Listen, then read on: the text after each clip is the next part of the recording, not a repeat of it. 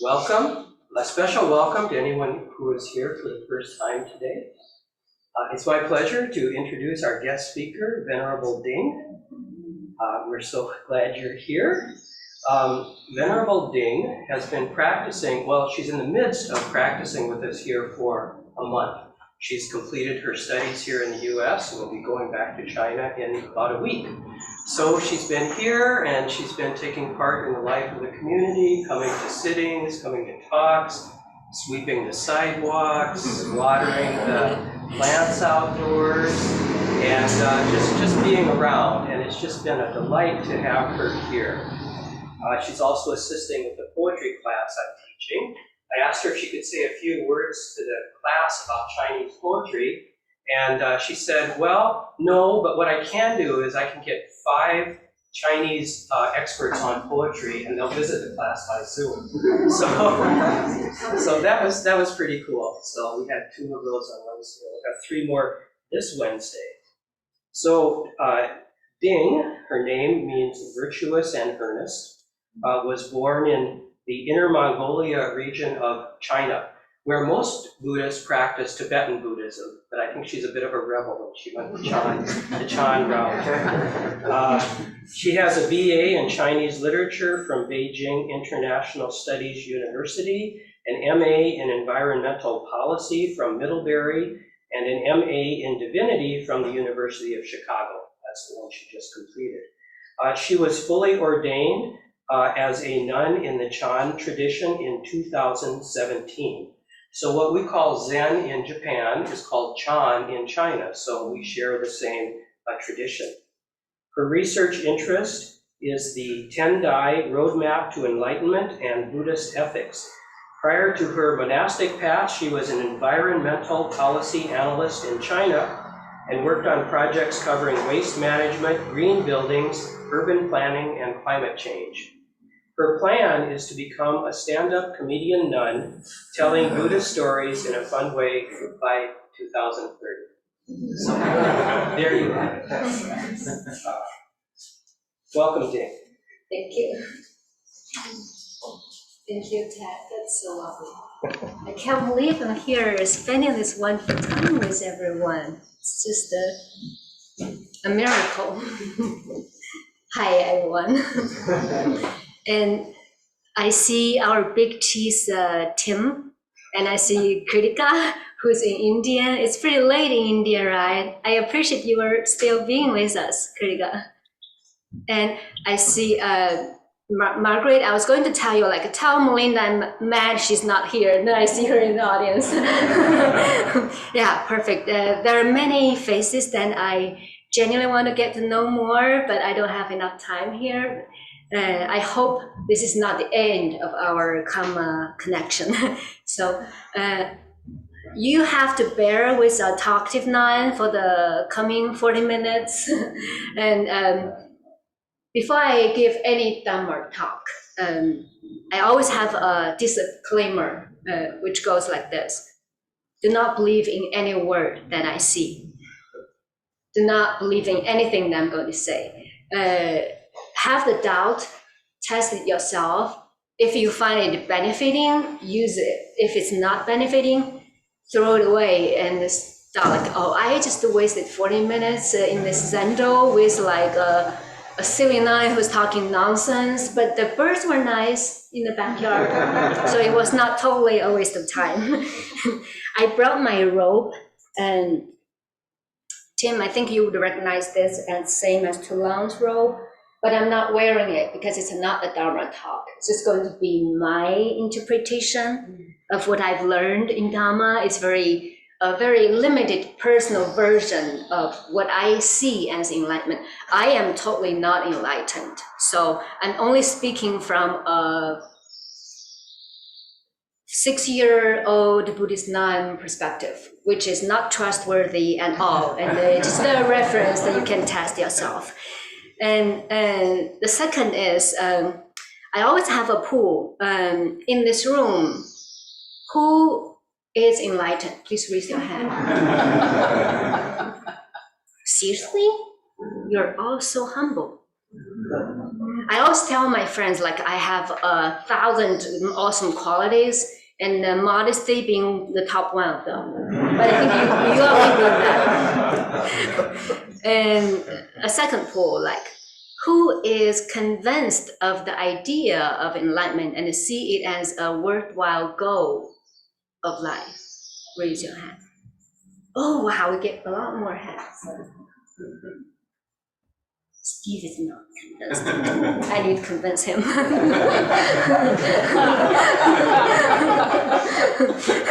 And who take enlightenment as the top 3 priority in your life?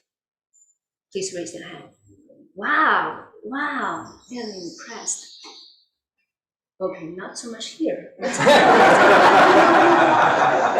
have more important priorities. I respect that. I'm not judging. And who is confident to achieve enlightenment within this lifetime?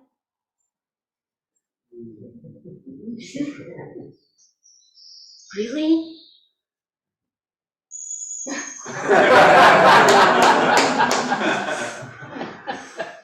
Okay, now I get a sense of what I should say. I genuinely love the talk that was going on here before. And last week, when we were talking about the sacred and the profane, I think all these the questions I just asked were like false, stupid questions. Because how do you define enlightenment? What is enlightenment? If you don't define it, if we don't know what it is, how could you ask me, like, do I want to be committed to enlightenment? It's like marrying someone you don't know. That would be horrible. That's a big risk. Although you hear a good reputation about it, you also see pretty bad things in practice. Like the idea of a woman is good, but like there are also mean women in the world, which I was one, if I was a Muslim. That's the modest part. So this duality between profane and sacred is something we need to chew on. Like, what is enlightenment? Enlightenment is said to be the transformation between the profane to the sacred. That's how it's defined in some scriptures. And what does that mean? What is profane? What is sacred? Maybe there's not a difference between the two. And maybe there is. Maybe there is and there is not.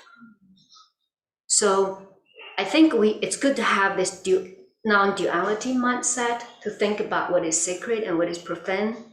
But also we should not to get too extreme in that non-duality. Like, we need to hold a non-duality attitude towards the non-duality itself. Sometimes I see people, especially amongst the pious Buddhist circle, they're so duality about the non-duality. Like, if you don't believe in duality, they're mad at you. That's like a little non-duality needed right there. And I guess we all know the Heart Sutra, which is like a negation, no heirs, no form, no attainment, no knowledge, and all the negation, like until the last sentence, which is gade, gade, paragade, parasamgati, buddhisawa. And that is non-duality right there. It's like negation, negation, negation, negation there. And don't get like a partial read of the Heart Sutra. There is a very positive thing that is the opposite of negation at the end, which says, cross, cross, let's cross together.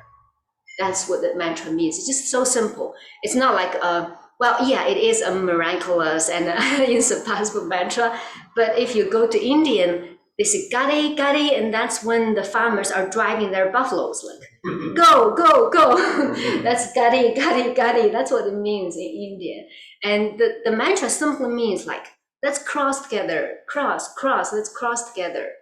And that's the non-negation part of the Heart Sutra. But most people only get the negation part and the partial read of the Heart Sutra.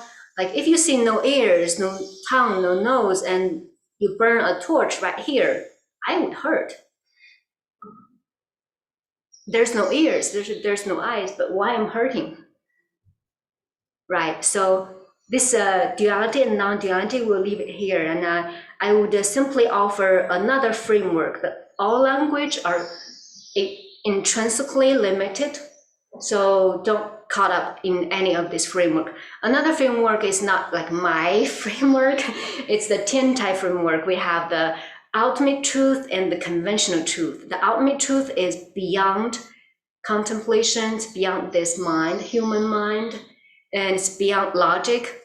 But in order to reach that, we have a conventional truth, which is logical, expressed in language, communicate through body language, etc. So it's good to hold this two in the mind, like see when the Buddha is saying yes, yes, yes all the time in one sutra, and no, no, no, no, no in another sutra.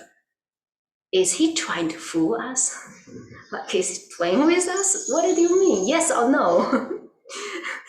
And maybe it's a helpful framework to think about when he's talking about the ultimate truth, when he's talking about the conventional truth, and why he's talking that in that specific moment. Like all the Buddha preaching are context specific, but when it's turned into two-dimensional words in scriptures and passed down to us, it lost that social context. Like who is listening? What is the audience problem? And what the Buddha wanted to solve that problem, like what the Buddha wanted to say, especially to those audience. He tells like one audience, detach, let go. And he tells another audience like, assume the responsibility to all sentient beings. Don't leave even a fly out of the picture. Like, isn't that contradictory? This is probably a framework to think about that. So enlightenment is the same. We use the word enlightenment, which is got pretty bad connotation throughout history in some European context, but there's no better word. Maybe awakening is a better word, but I just like the light in it. So I'm using this word only for a conventional purpose. And enlightenment could be achieved like in a sudden approach. It could be achieved in a gradual approach. In the sudden approach, that's non-duality. Like there's no difference between the sacred and the profane. There's no difference between you and me. There's no difference between the enlightened and unenlightened. But that is like not easy for many people to achieve. We'll do an experiment, see if we can get it. Okay. Did anyone experience it? Raise your hand. Okay, no. Let's try again.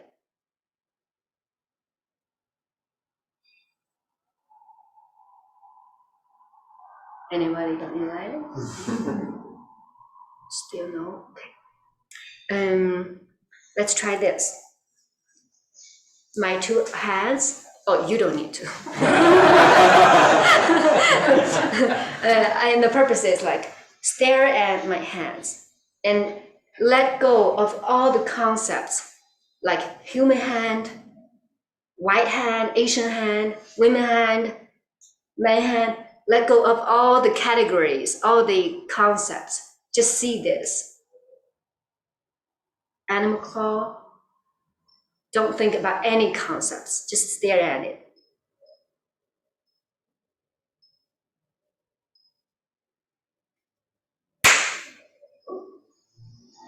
Anybody got it? Okay, so we need to take the gradual approach. So this is my interpretation again, disclaimer, not the Buddha's interpretation. Question it, doubt it, and think about it. I propose another framework of enlightenment, of intellectual enlightenment, experiential enlightenment, perfect enlightenment. So it's 3 steps. Intellectual enlightenment, how do you see, like what is the indicators if you see someone is intellectually enlightened? Intellectually enlightened does not come from here, not the human mind. The best thing human mind could do is to know there's something beyond the human mind. That's why we have six senses. That's why we have revelations. That's why sometimes we have this prophecy kind of dreams. It's beyond the human mind. The best thing human mind could do is to know there's something beyond it. But you can't get there through speculation. So intellectual enlightenment, intellectual is a bad term, but I don't know a better term. English is not my first language, so forgive me about that.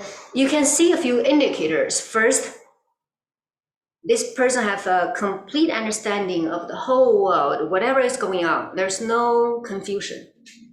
Why there's a war, why there's COVID, why we're in this human body, there's no confusion.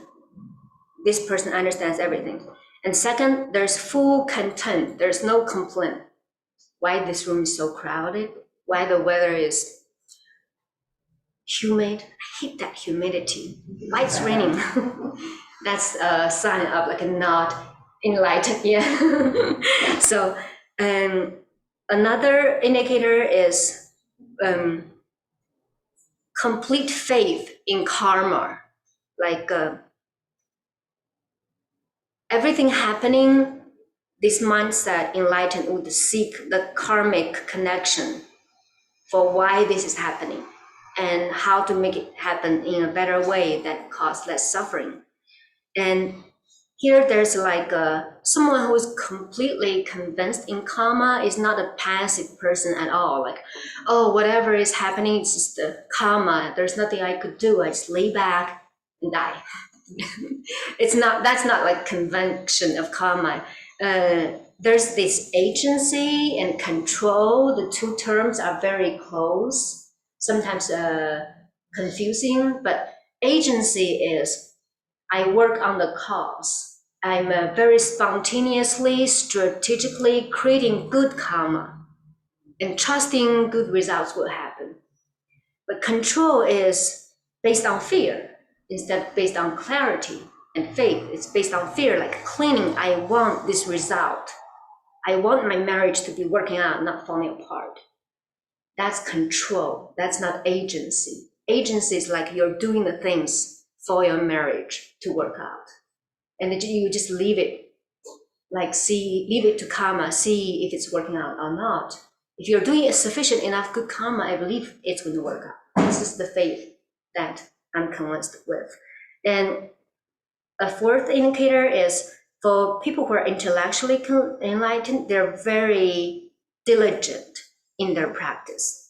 Yeah, like if you know there's $1 million in the kitchen, then everyone like can take it.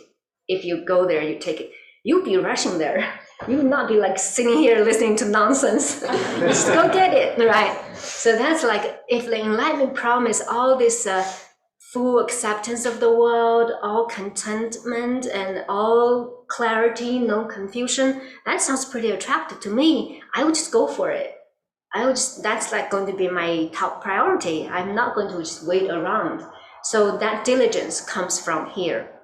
But on the other side, diligence, some people look diligent, might be doing that based on faith, or might be doing that based on fear. Like, I need to go to this meditation, otherwise I'm not seen as a good Buddhist. I'm trying to be a good Buddhist. So I need to be in this meditation like at least 3 times a week, so I feel I'm a good Buddhist, right? That's fear-based, result-oriented. It's not based on cause. It's based on process and based on faith. And I always tell my Buddhist friends in school, like, I've seen many people casually interested in Buddhism. I see some dating Buddhism. I see a few like engaged or even married to Buddhism. I haven't seen much pregnancy yet. Yeah, fertility rate is declining globally, which is a fact. And so this commitment comes from a faith, like when you clearly have this intellectual enlightenment, you're convinced of the idea, you got benefit along the way, you are just going there. And diligent does not mean working like this, like frying, fist hosting, like I'm diligent. That's not diligent. Diligent means you're always have your mind on the good karma. Like I'm very diligent when I'm laid back and sitting on the couch and watching everyone clean the floor and making the cookies for everyone. And rejoice with all your good karma. This is really good karma. That's building on your enlightenment. I'm rejoicing. I'm just laid back in the couch drinking my tea. I'm very diligent at that moment because my mind is on the good karma. That's the way of being diligent. It's not this way of being diligent. It's this joyful effort of seeing good karma and rejoicing or doing the good karma or rejoicing with other people's good karma. I remember when I first came here, I said, oh, rejoice with your good karma. People were like, what did you say? Like, oh, probably my pronunciation is not good enough. People don't get me. And later I discovered it's not pronunciation. It's like, this is not wired in the Western mind. Like, rejoice with your good karma. It's a very different way of practice. In China, it's all about good karma. People do all the good things, like they enjoy sweeping the floor, like what I do here, and they enjoy cleaning the zendo, they enjoy make offering, sharing food, and they know that's good karma. They have great pleasure doing that. But they don't meditate as much. Here is like a lot of meditation, but people don't really pay attention to good karma. Even if you're doing it, you're not like happy about it. You're not happy about other people doing it either. Like, that's an interesting difference. I think our Buddhism got like a passed down generation. So we got all the stories of our grandfather, all these stories, how it's working. It's like I'm inheriting this old-fashioned car that I know I can drive to an awesome place, but I just have so much fear. It's so holy, I don't dare to touch it. So I better study like how it works, who owned this, how they were driving it, how they got to the place that they were telling me about without like even dare to touch it. It's so precious. But here it's like a meditation is an exotic toy. I just get my hands right on. I don't care like what's happening, and I just try it. Oh, it feels good. Then I speed up. Oh, it feels better. Then I go to the highway without a license. Yeah, meditation, if you become like a serious meditator, doing many hours a day, it could be risky. Things could go wrong. But I don't hear that conversation going on in this country. Like, what do you do with the risk management? How do you do with meditation risks? How do you avoid that? How do you study the science of meditation? I don't hear much of it. I guess it's going to be necessary at some point, but that's not what I'm going to talk about today. There are enough scary stories, and I don't want to. I don't want to talk about that. What I want to say, intellectual enlightenment, and the second is experiential. Is that the proper English word? Experiential. Thank you. Experiential enlightenment. And in that, there are several indicators as well. First, you experience the oneness of the universe. You feel the profound sadness of all human beings, accumulated billions of years. And you feel the great joy of all Buddhas and Bodhisattvas. And that's something beyond description, but you experience it. Like, you experience it. And then you get this idea convinced, like, oh, it's really impermanent. Like when the Buddha was saying impermanence, he's not telling a joke. It's really like you see how the world is flashing moment to moment very fast, and we're dying every moment and rebirth every moment. And then that's the like impermanence. When you see that, you don't have craving for chocolate anymore, or ice cream, or anything in that range. And there's huge compassion automatically there. You don't need to practice metta until I get compassionate. You are just that compassion manifested, like it's spontaneous. But of course, before we experience that, it's very necessary to practice metta, compassion, which is very needed right now in the world. And there's also this expansion of the six senses. You see what's happening in China. You hear the cries of the mosquitoes. You know what the bird is trying to tell. But also be careful, like not all this expansion of senses comes from experiential enlightenment. It could be from other sources, like when spirits haunted a person, he would also experience that. In my immediate family, I had a cousin, an aunt it's very common to have like, this person is a vehicle of a snake deity or a fox deity. When they are living in this vehicle, at some points they can tell fortunes and do stuff. Don't do that. That's very, it looks fun, but it's distractive. It's not good. And it's good, it's not good for practice. Yeah, and that's what our Chan masters warns us all the time. Don't play with that game. It's not good for enlightenment. Yeah, when you experience that, don't worry about, don't care about, just don't engage with it. Shuren Gama talks a lot about this on this line.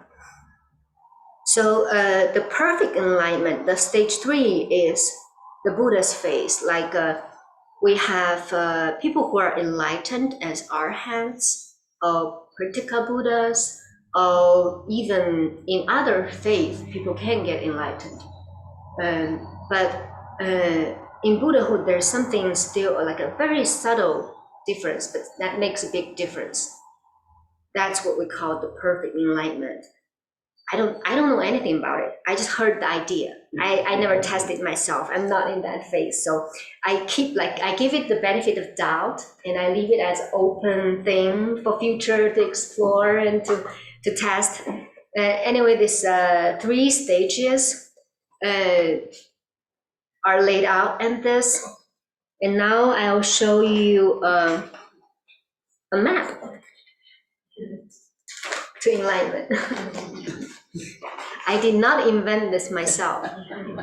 It's invented by a Buddhist monk called Yi Zhixu 400 years ago. So apologize, it's not 600 years ago. I was mistaken last time. 400 years ago, I double checked. And he was meditating one day and he saw this map. So after his meditation, he drawed out the map, and then he made this the only game that Buddhist monastics can play in a meditation hall once a year. And the end of the year, generally we have like 49 days retreat. And after the retreat, it's Chinese New Year. We're all having like dumplings or kind of a celebration. Then we play this game. It's a board game. And you throw the dice, you check out like your spiritual practice. It looks like this. It's all in Chinese. I heard there's an English translation somewhere on Amazon, but I never checked. It's not hard to translate. It's hard to like get the photos, like places, the word in places. Otherwise, I would have done it a long time ago. So this map, it's like a GPS. Like you can go multi-paths. You can like go from enlightenment to Pure Land, or you can skip the Pure Land and just go to the Bodhisattva path, or you can change your mind and go back. And people definitely fall into bad realms, especially like if you experienced anger recently, you're very likely to go to the Asura realm. And there's like many layers of heaven, like deity realm. I often got stuck there because it's so fun there. Yeah, and then I just forget about my practice, and I stuck there like for a long time. That's fun. If it's slow, if it's big, the good thing is about it. Oh, if anyone of you want to play this game, you can reach me and make an appointment before I leave. We can play the game. We already tried this. What's the center character? Oh, the center character means Buddhahood. So you start here, which says the heart. You put the Buddha on the heart, which means the heart is the Buddha, the Chan teaching. Like, you don't really need to go this map. There's no path needed if you got this. But if we didn't get this, then we need this map. Then you start from the heart, and you travel different paths, and until you reach the middle, the Buddhahood. Someone says like a Ouija board, but it's not a Ouija board. Ouija board is like based on spirits. It's more like the ghost game. This is the Buddha game. There is a difference. So the benefit of having a roadmap is I know where I'm going. I have a strategic plan tailor-made for myself. So I don't worry like if I'm going slow or quick. Like if I know I'm getting there and I know I'm on a very safe path, I can easily take a rest for a few lives and just hang out and have fun and then continue. I don't mind like stepping back. Like it happens to me all the time. Like my meditation is going good, then I just fall flat on my face, like very awkwardly. It's fun. I don't worry. I don't get like anxious, like what's happening? Why am I like my meditation is going wrong again? It happens. It's going to get back again soon. If not soon, someday, if not this life, some life. But I'm pretty convinced like I can get enlightened in this life. And I'm pretty convinced like I'm not the only one in the room. There are people who probably are enlightened, but they're disguised as the Bodhisattva who don't acknowledge it. Yeah, the Buddha actually said, if you're enlightened, you cannot admit it. That's the Vinaya. So I totally understand, like you guys are doing great with not raising a hand on the first question. It's very possible, like everyone is already enlightened. I'm just the only one who is not enlightened yet. So the concluding mark, my strategic plan is I will spend 2 years to get intellectually safety, security about this map. And then I would spend 5 years meditating to get the experiential enlightenment. And I'll spend another 2 years work on my sense of humor to become a stand-up comedian. I think I'm pretty funny, but people don't get it. I think it's because I'm too beautiful. My beauty gets in the way. Yeah, so I need to wait like 10 years until the beauty fades away. So I would study Tiantai doctrine for the intellectual enlightenment. I practice Sila a lot. And I have different understanding about Sila, which is different than the conventional Sila understanding compared to my peers. But I don't have time to elaborate on that. And I practice Pure Land as my safety net. So if I don't get enlightened, like if I don't get my goal achieved in this decade and not in this lifetime, it's not a bad result. I go to the Pure Land. It's the study with the Buddhas and the Bodhisattvas, and if I feel like coming back, I come back. If I don't feel like coming back, I just stay there and have fun there. Either way, I'm winning. And just one sentence to summarize my Sila practice. I think a lot of the Sila practice is fear-based instead of love-based. It's a loser mindset oriented instead of gaining mindset oriented. Like people will criticize themselves. I did not do that properly, like in Sila practice. I failed. I think differently, like, oh, I didn't kill today. Wow. I get a lot of good karma by not killing today, isn't it? Yeah, so I think like positively about Sila. Like I'm gaining and making a lot of money karmic-wise by practicing Sila. And I also want to come back as the concluding remark about the sacred and the profane. I think once that confidence is developed, we have this self-groundedness. It's different than self-centeredness. Self-centeredness is craving and grasping. Self-groundedness is concentration and radiating with love and compassion. And then there's a difference between like confidence and arrogance. People who appear to be arrogant are actually suffering inside from a deficiency. So confidence brings real modesty, one of my top awesome qualities. 1,000 is really like an underestimate of all the qualities. You think like we're all intrinsically Buddha. Buddha have like millions and billions of awesome qualities. We all have that. It's all wired in us. Every DNA, every genetic code in us, it's all there. Well, I can't activate all of them yet. I can't activate like a lot of them yet. But it's there. It's just there. It might just become active at any moment. Isn't that awesome?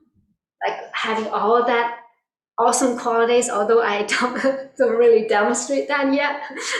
Yeah, so this also brings a lot of forgiveness for ourselves and for others.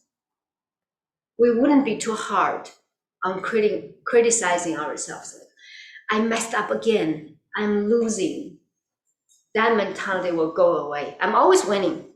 What are you talking about? I never lose. I'm always winning either way. Even if I'm failing to be a good Buddhist nun by going to the bar and listening to music and violating my precepts, I'm still winning. I'm not losing. I observed the precept of not drinking alcohol, although I transgressed my precept like listening to music. But it's such an artsy, cool place, Minnesota. I just want to have fun here while I'm here. I wouldn't call that temptation. I think it's a different way of building good karma by being happy. And also that brings a lot of self-love and compassion. I see so many awesome people here and they don't love themselves. I don't understand why. Why not? If I think I'm awesome, why you're not think yourself like awesome? You don't see the awesomeness in you? If I've been thinking like I'm leaving this Saturday, if there's one message I want to leave,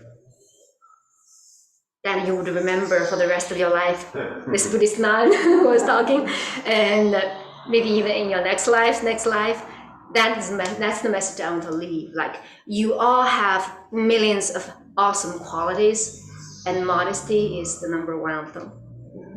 I hope you remember this message. And also coming back on the sacred and the profane, sometimes we see Buddha as sacred, but Buddha is so ordinary. Just begging, meditating, doing his stuff, breathing. Very ordinary life.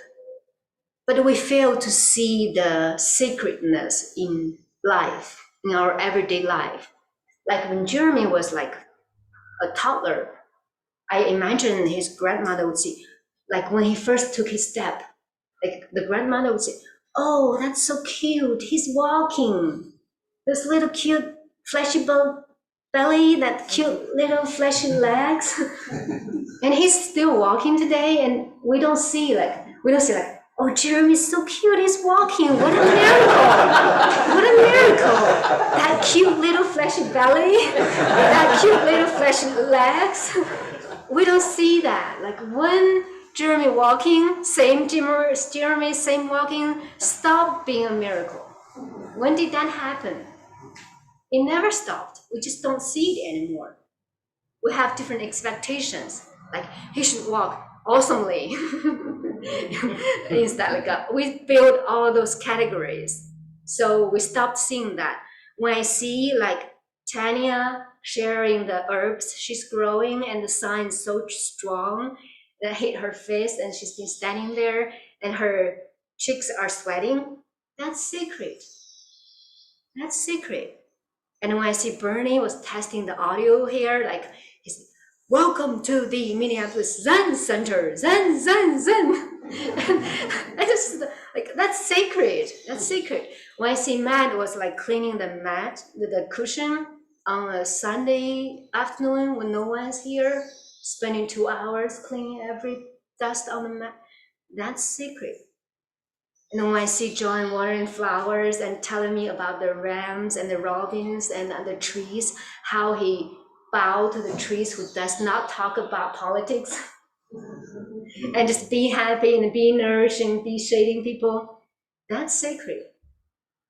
I see the sacredness in that. And then when I see like Ted was in his office, have all these cards laid all over his floor in the office and sitting there, I think, I'm curious what's on those cards. Is that like the names of everyone who has been here? And he's thinking, how could be of any service to these people? What do they really need? I'm just guessing when I pass by his office, that's sacred.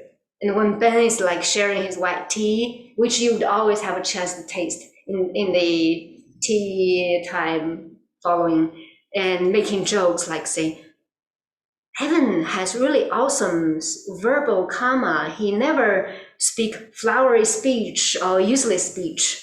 How could he do that? Have you ever tried the method called close your mouth? That's secret. That's secret. When Carol brought that cat hair remover, that's secret. All this sacredness, we should not fail to see it in our everyday life. There's a lot of sacredness in that. And seeing that helps us to get closer to enlightenment. Yeah, I just think it's a great community. And I borrowed this sign from my friends as the concluding remark.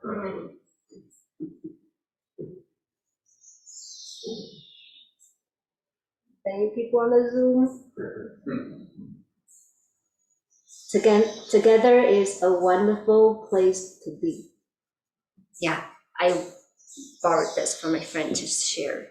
That's what I feel about this community. And I wish everyone all the best in your practice. And okay, I've done my part. Now you have 2 minutes left to praise me. Then we have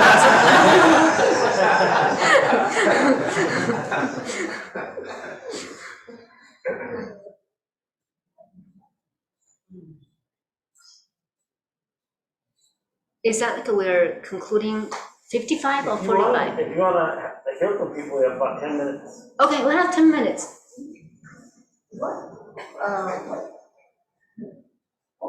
What's the name of that painting you posted in English? If I wanted to look it up. I don't know. I'll check and get back to you. Yeah. Otherwise, I'll translate it, then I'll have my friends who are better with graphics to make it. I'll make an English version so you can print it. Oh. Yeah. I don't lie, I'm a Buddhist nun, so you have that guarantee. When I have to like conceal the truth, I just change the subject.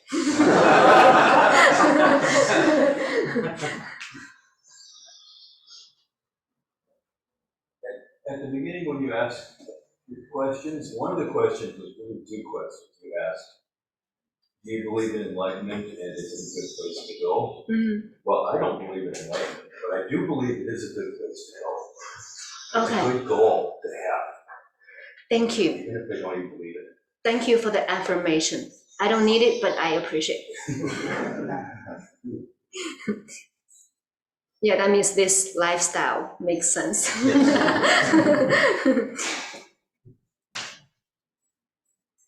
I appreciated hearing about your metaphor of the grandfather's car that had been passed down, and you know, and if I understood correctly, in China, the culture behind it is like be very careful with this thing, this meditation that's been passed down. Make sure you truly understand it before you use it.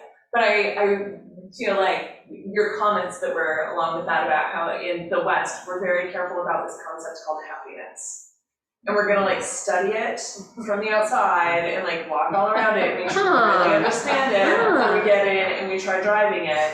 And so your comments about how easily the folks engage in the joy of their good karma helped me understand that I can just get in that car. I can try just driving that car.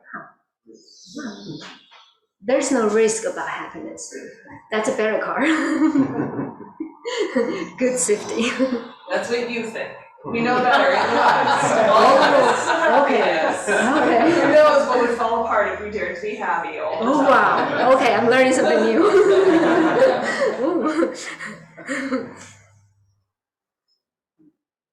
Evening. Yeah. Wonderful talk. I just have a question. Is there an idea in Buddhism of like if or when everybody achieves enlightenment? Is there some sort of idea of that, or is that just to think about? Oh, very good topic. Verification. Like, how do you avoid fake advertising? It happens all the time. Like, there are fake, like people who, people who claim to be a guru, and they just take all the money from the disciples and abuse their admiration and do very bad karma. Yeah, that's really scary. But verification of the enlightenment, it takes someone who is enlightened to verify that person who is enlightened.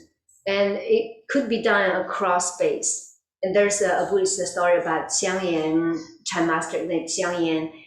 He learned all the books. He was very knowledgeable. He was not enlightened. So he got so frustrated. He burned all his books. He went to a farmland and started to farm. And then one day he was picking rocks from the soil, and he just threw the rocks away from the farmland. And that rock hit the bamboo, and he got enlightened. And immediately his shifu, far away in the south part of China, knew that. So he sent his enlightened disciple to go verify his enlightenment. So they had these Chan poems. A lot of the time, Chan poems are used for verification. Like, I hear your poem, I know if you're enlightened or not. So it takes someone who is enlightened. But that's the Chinese tradition. In the Theravada tradition, they don't even need poems. They just sit with you. They read your heart, like they read your previous 500 lives and your life afterwards, and they read that stream of the consciousness, and they know like if you're enlightened or not. They're just like sitting across the table, and they know. Yeah, but I wouldn't admire people who are enlightened. Why do you admire them? They still have two legs, not like two more than us. They're still the same. We're intrinsically enlightened. We just don't know. We just don't know how to use it. So I have a very peaceful, ordinary mind about those guys. Like, yeah, you're enlightened. So what? No big deal. I'm working on mine. I'm having fun working on mine. You're doing a very good job of becoming a stand-up comedian. Thank you. Thank you.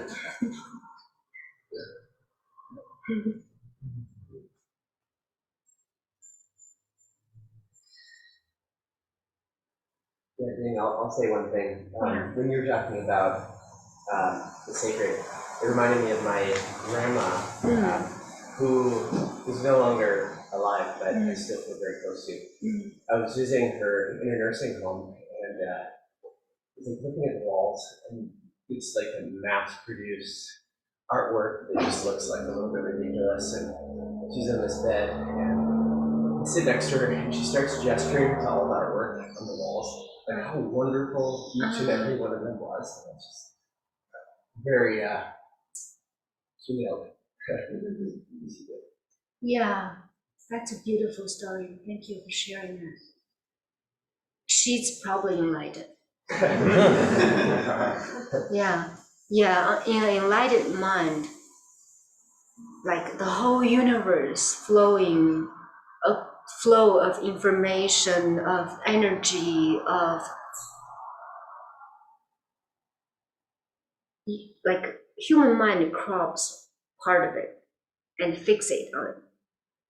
And then they crop another part of it and fix on it. Then they create, like they build this building block that is called our comfort zone. And that's limited, that's useful. You don't want to drive through the red light. You need to differentiate, like, oh, that's a red light, I need to follow the rules. Otherwise I get a ticket, right? But also, while following all rules and respecting all the building blocks we cropped out from this huge cosmos that we feel comfortable in, having that flexibility and open-mindedness is very conducive for enlightenment. Like things we take for granted might be good to question it and or at least be open for people who are questioning it. Even other energy, like when Steve was stepping on my nerves when I was sauteing my tofu the other day, that was sacred. Like every moment, everything that's happening in life, that's sacred. There's a meaning behind it. What does it teach me? Do I see the Buddha nature in him? Do I see the Buddha nature in me? Do I see this connectiveness? Yeah, and I think traveling is a very good strategy to get out of the comfort zone, to challenge the things which take for granted for so long time. Yeah, that's why I was going to Chicago. I felt like I want to see my tradition out of the tradition. I want to see how complete outsiders see my tradition, so I can like find the place I've been blind to, my blind spot in my own tradition that I would never realize by being there. Yeah, so go to a different culture, go to a country you don't speak their language, and step out of your comfort zone. What did you discover was your blind spot? What did I discover? What did you discover was your blind spot when you went to Chicago? For example, prayer, I always think it's a good thing. And then I heard like the idea of fetish, like, and the professor was literally saying like, fetish is when people have this blind faith. That makes me feel like, oh, I pray every morning. I recite my personal vows of this comedian thing, and every evening I repent, and then I rejoice with other people's good karma, and like. And then she said, like, if you have a routine and you have very good faith, very strong faith in that, that might be a fetish thing. Like, oh, am I doing fetish stuff?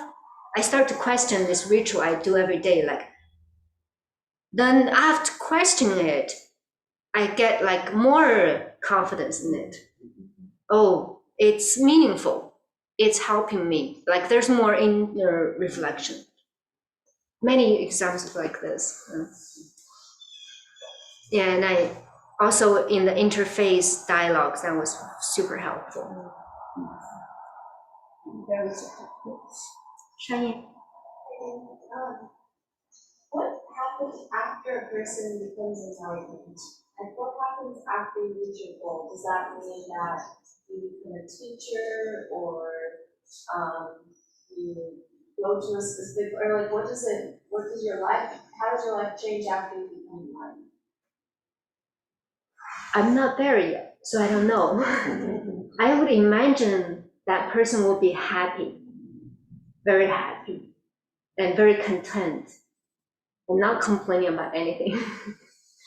I think if anyone is married to someone who's enlightened, that's super good luck. Marriage is going to go so well. That's my. Very frustrating. What if? Or it could be very frustrating. Why? Because they're so content and you're always frustrated about why are they so happy? Interesting. I learned something new. I'll put that on my agenda, like think about enlightenment in that way. It's that Thank Western you. suspicion of happiness. It breaks things.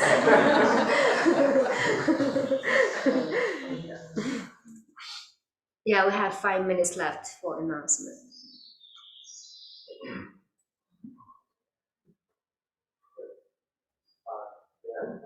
Okay, thank you, Venerable Ding, so much for all you've given us here over the